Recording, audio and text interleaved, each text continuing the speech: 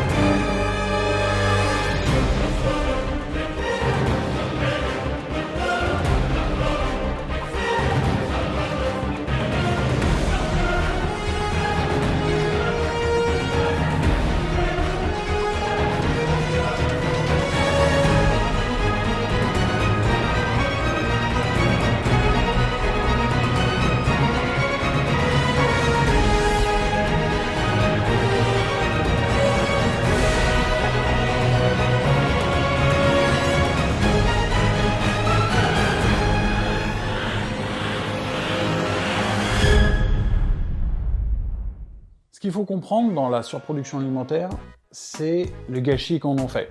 Et que ce gâchis, il est dû notamment à toutes les étapes de process qui va amener, on va le voir, qui va amener le lait de la vache jusqu'à dans nos assiettes. Donc déjà, la première étape, c'est le lait, il faut le stocker. Il est stocké dans les cuves. Donc on sait que déjà, il y a minimum, vous allez voir que c'est 50% de perte.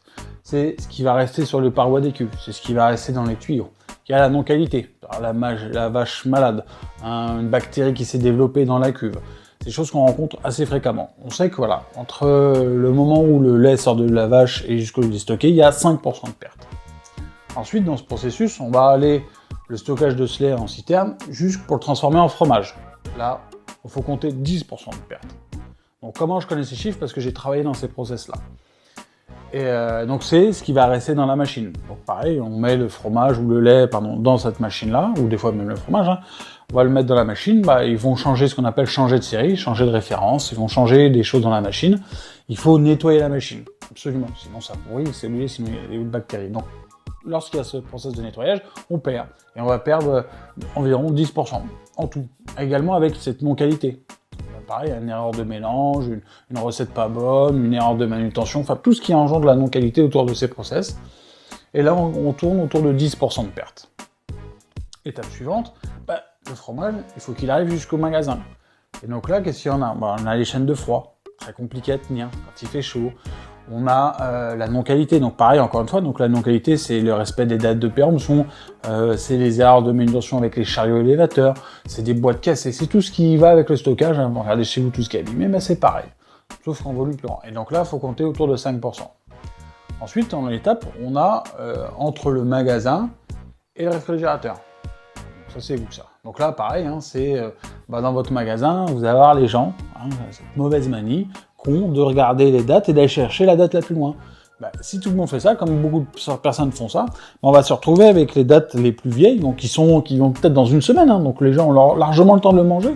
Vous allez avoir les premières dates qui seront jamais choisies.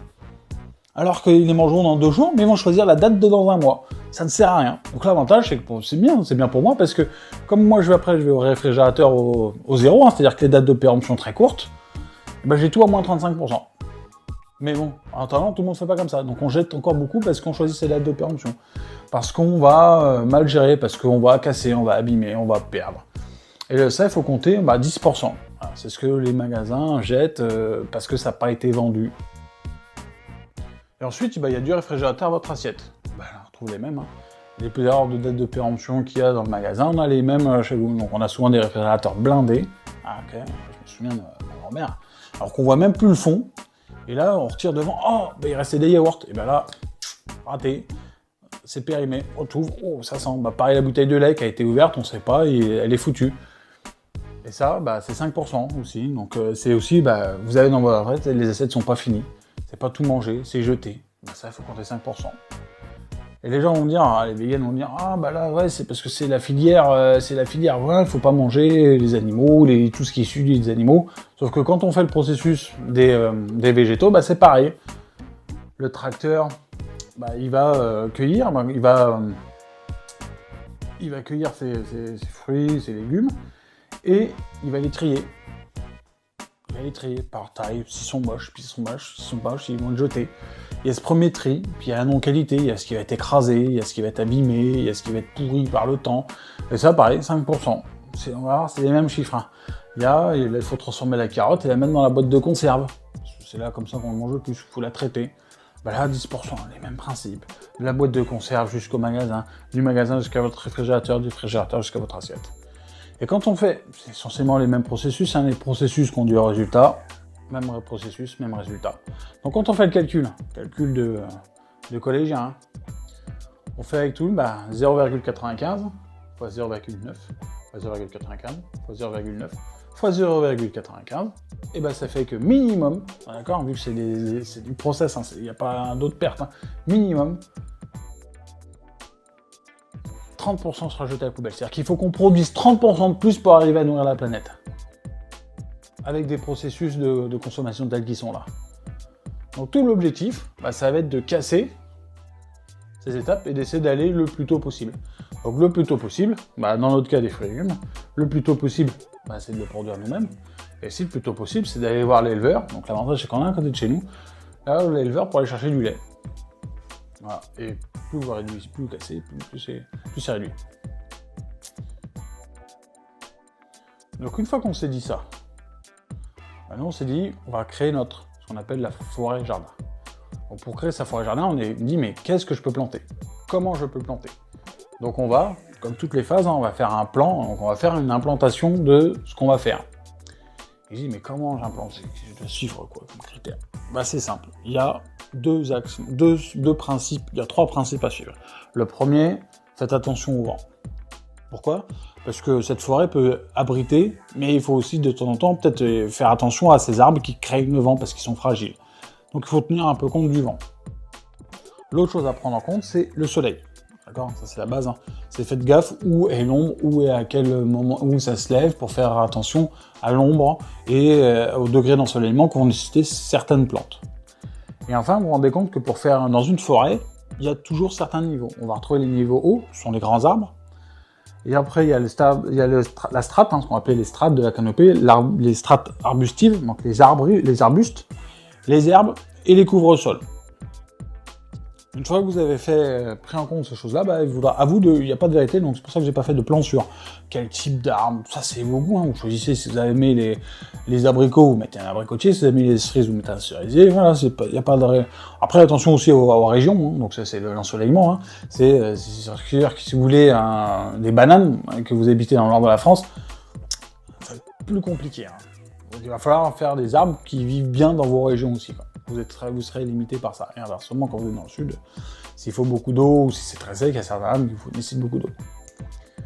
Donc, je vais vous montrer un petit peu comment nous on a implanté. Alors, nous y voilà. Nous voilà sur le schéma d'implantation du terrain. Donc, vous pouvez le retrouver sur la première fois que je vous l'ai montré, sur la vidéo d'implantation autonome. Donc, il a un peu été modifié. Donc, pour rappel, nous retrouvons en marron ici les habitations, donc les 2 yourtes, les 2 abris, le poulailler, la cuisine, les 2 toilettes et le sauna. Nous retrouvons ici le plan d'eau et l'entrée qui est là, l'entrée du terrain. Ensuite, vous vous souvenez, je vous ai dit que les 2 choses importantes étaient le vent et le soleil. Donc le soleil arrive par là. Là, nous sommes au sud, nord. Ensuite, nous avons les codes couleurs. Donc nous avons un code couleur. Donc la première étape a été donc en vert, c'est ce qu'on appelle donc la strate des arbres. Donc la strate la plus haute. Donc c'est ce que nous avons planté en premier. Pourquoi?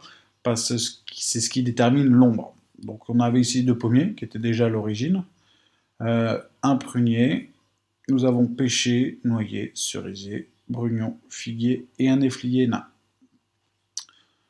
Ensuite, on s'est rendu compte qu'un jour de grand vent, on avait un problème avec la yourte, c'est-à-dire que le vent venait du sud, donc de par là, Et il soufflait très fort parce que là, on n'a aucun abri. Donc quand le vent souffle là, il prend beaucoup de vitesse et, il soulevait le carré de toit de la yourte. Donc on a décidé de faire ce qu'on appelle, donc on verra, hein, de planter des arbres pour faire ce qu'on appelle un coupe-vent. C'est là qu'on a décidé d'installer ici ces trois arbres, donc le kekifuyu, le hanafuyu et un poirier. Alors, pas trop près, parce qu'on ne voulait pas qu'il fasse de l'ombre aux plantes qui vont se situer près du plan d'eau, mais voilà, suffisamment pas trop loin non plus pour pour que le vent n'ait pas le temps de reprendre sa vitesse. Donc ici, on se fait une barrière, donc un coupe-vent. Voilà comment ont été implantés ceci, donc les arbres étant là, donc là une haie qui nous abrite du vent et qui nous abrite du vent. Donc là on a vraiment un plein soleil du début jusqu'à la fin de la journée. On a juste un grand sapin ici chez le voisin qui vient faire de l'ombre sur cette partie-là, sur cette surface-là le soir. Mais on voit que toute cette partie-là est bien alimentée par le soleil. Ensuite, on a fait un autre choix, on a été sur la strate inférieure, donc au niveau des arbustes. Donc on a ici une haie, sur lequel on va retrouver des vignes vertes, muscat et également un kiwi. Ici, cette haie a été décidée parce que c'est aussi un brise-vue. Alors de ce côté-là, parce que de l'autre côté, on n'a pas pu le rapprocher un peu plus, parce qu'on a des moutons, et on s'est rendu compte que les moutons mangeaient tout. Donc ici, on a une haie de noisetier. Et là, on a une haie également pour un peu cacher la vue, donc sur lequel on va retrouver des framboisiers, et on ne sait pas encore. Donc tout l'aspect de votre implantation de votre jardin-forêt, de votre forêt-jardin, pardon, et de bien vérifier sur chacune des strates leur tolérance à l'ombre et leur tolérance au soleil. Donc après, l'idée, voilà, c'est d'arriver à mettre en quinconce, ici et là, on le voit ici, pour que en fait, ils aient le maximum, sachant qu'on sait qu'une plante, en règle générale, elle préfère le soleil. Donc de se dire au maximum, on le met en quinconce pour avoir un maximum d'apport du soleil. Donc il restera après, donc on voit qu'il nous reste de la place ici, sachant qu'ici vous dites qu'il y a encore beaucoup de place, parce que ici il y a le carré potager, c'est un peu notre zone, ce qu'on va dire notre clairière. Et ici la zone des serres ici sur lequel on a implanté. Donc on retrouve dans notre forêt les grands principes, hein, c'est-à-dire on a une orientation sud, on fait attention d'où vient le soleil, le vent, on a fait attention de souvent pour essayer de créer un abri-vent pour protéger un petit peu. Ici, étant donné que ce soit plus protégé, parce qu'il y a une maison ici, donc ça va encore, mais le vent prenait considérablement de la vitesse à cet endroit-là. Donc on a mis ici un coupe-vent. Notre point d'eau, pour y créer la biodiversité, notre clairière. Et ici, tout le reste, on voit des arbres un peu partout. Et il restera après, entre ces arbres, à émettre ce qu'on appelle les strates inférieures, les arbustes, et après la strate des herbes. Voilà, toutes les plantes, tous les couvre-sols. C'est pas plus compliqué que ça, donc c'est sûr qu'après, par témoignage, j'ai un autre ami qui a un terrain où il a des grands arbres partout, tout le long, avec un terrain qui est plus en longueur, qui fait que, avec une mauvaise intention, qui fait que le terrain est très peu au soleil, ou que le soir, ou que le matin, et qui fait que voilà, la plantation est très difficile parce que de l'ombre partout. Et ça a été aussi le fait qu'on ait choisi ce terrain-là, c'est qu'on savait qu'il il est vraiment très ensoleillé. Donc voilà, donc je vous dis, on passe à la suite de la vidéo. Alors là, maintenant, une fois que vous avez trouvé votre implantation, faut planter l'arbre. Ça aussi, c'est un acte important. Il faut tenir en compte de son espace, mais il faut tenir en compte de comment je le plante. Donc là, vous avez votre arbre, vous allez l'acheter. Après, par internet, ça se développe beaucoup. On a essayé, il y a du pour et du contre, il faut essayer. Ça, c'est le pot dans lequel vous recevez. C'est la taille du pot que vous allez recevoir. Ça, c'est le trou que vous devez creuser par rapport à la taille du pot. Pourquoi ? Parce qu'il faut laisser, ce sera plus facile à l'arbre de se développer que d'avoir de la terre tassée à côté. Si la terre est tout meuble, parce que vous l'avez décaissée et recaissée, la terre sera plus meuble, sera plus facile aux racines de se développer. Donc, creusez un trou beaucoup plus gros. Une fois que vous avez creusé votre trou, il faut y mettre des cailloux. À quoi servent les cailloux ? l'eau va tomber, si elle stagne, l'eau sera en contact des racines, les racines risquent de pourrir. Les cailloux vont permettre à l'eau de passer plus facilement, et donc aux racines de ne pas pourrir. Ensuite, on va mettre une petite couche d'ortie. Pourquoi les orties? Parce que ça permet de protéger l'arbre. Ça va aider à se protéger des maladies. C'est pas grand chose, mais c'est une petite couche d'ortie. Alors ça, l'avantage, c'est que vous en trouvez partout, vous allez dans la forêt du coin, vous prenez des orties, vous les mettez dans le fond. Ensuite, ce qui reste, vous faites un mélange de la terre que vous avez décaissée et de terreau, et puis vous remplissez le trou. Alors, pourquoi un mélange? Parce que si vous mettez que du terreau, bien, mais ça va vous coûter un peu cher. Il n'y a pas besoin d'autant. Un mélange de terre et de terreau va permettre de donner suffisamment d'énergie à l'arbre pour pouvoir démarrer. Enfin, ce qu'il faut, c'est mettre un peu de paillage aussi, parce que ça va double protection. L'hiver, ça va le protéger un peu du gel. Quand il faut démarrer, ça peut être intéressant. Et l'été, ça va éviter au soleil de venir dessécher trop vite la terre. Donc de conserver un peu plus d'humidité. Donc après, un petit coup de paillage. On vous montre ça. Donc là, vous me voyez creuser le trou, donc à la bêche, parce que le sol est très difficile, il y a beaucoup de cailloux. Ça, on pouvait le voir sur la précédente vidéo lors de la pose du portail. La technique, c'est je bêche, je fais le tour, donc j'ai des grands coups de fourche, des grands coups de bêche, pour ameublir la terre, ressortir les cailloux, les sortir. Et après, on va voir la pelle pour retirer la terre qui a été ameublie avec la bêche. Donc c'est la façon la plus simple que j'ai trouvé de faire des trous manuellement. Alors que voilà, on ne peut pas dire qu'un coup de pêche, hop, tu retires. Non, c'est vraiment un terrain assez dense. Donc ça, c'est le trou qu'on a pu voir que j'ai fait avec la pelleteuse quand j'ai fait les rainures pour l'électricité. Donc là, on voit un des trous. Donc on voit dans le fond, c'est pas très clair là, mais on a mis les cailloux.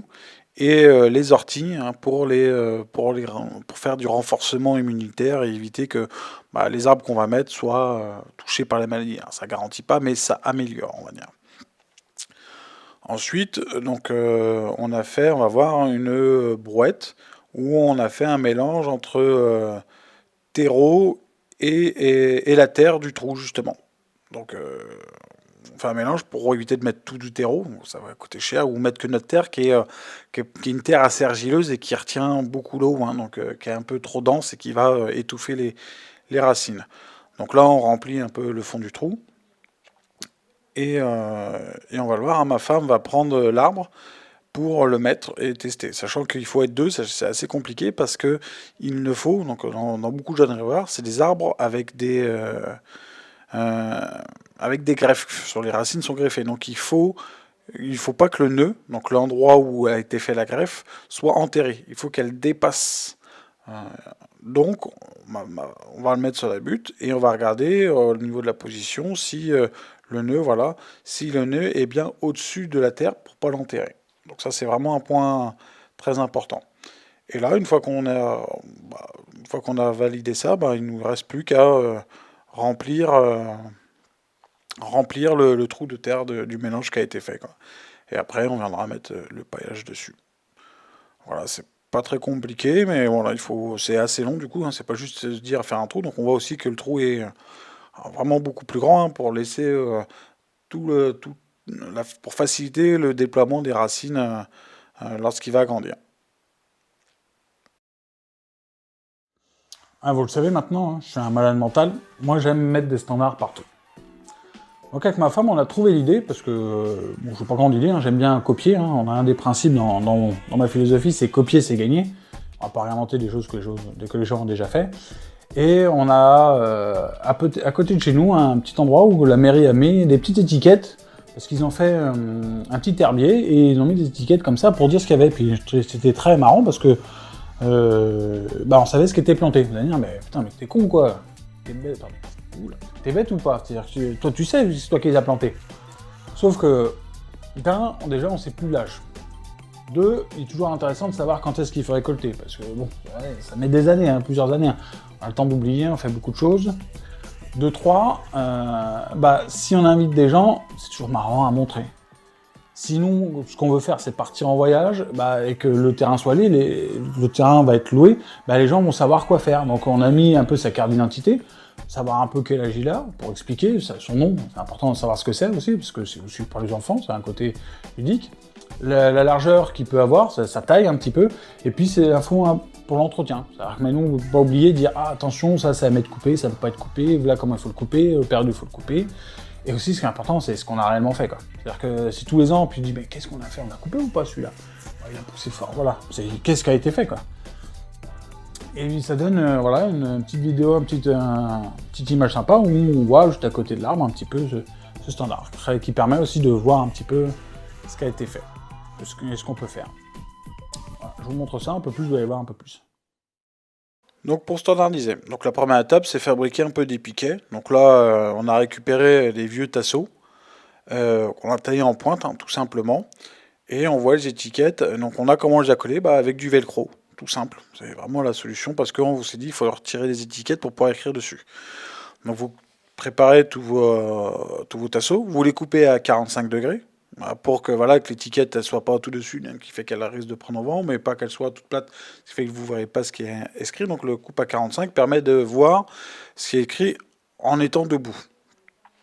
Donc vous prenez le mâle sur le piquet, la femelle sur l'étiquette, et vous les mettez patiemment, vous collez l'ensemble.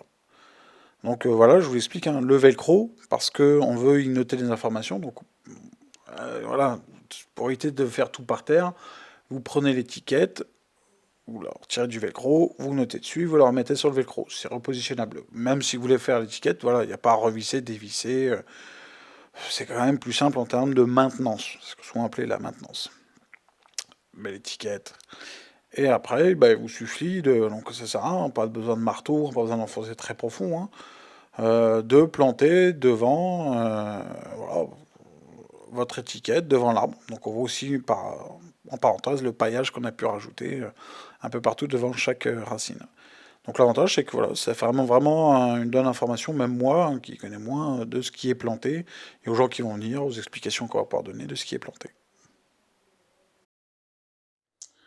Donc pour conclure, c'est une phase très importante parce qu'elle va pour nous être sur l'autonomie alimentaire. Elle va, donc ça a un aspect pour nous parce qu'on fera plus tranquille, mais aussi pour la collectivité parce qu'on sait que pour me nourrir, on va en jeter 30% minimum. Donc je dis que ça a un double effet. Par contre, j'ai appris un truc, c'est qu'il paraît que vous abonnez pas. Je le vois, abonnez-vous. Mettez un pouce bleu, ça coûte rien, ça me fait plaisir à moi et à ma femme. Elle me dit mais pourquoi tu fais tout ça, ça sert à rien, les gens s'abonnent pas. Abonnez-vous. C'est pour lui aussi.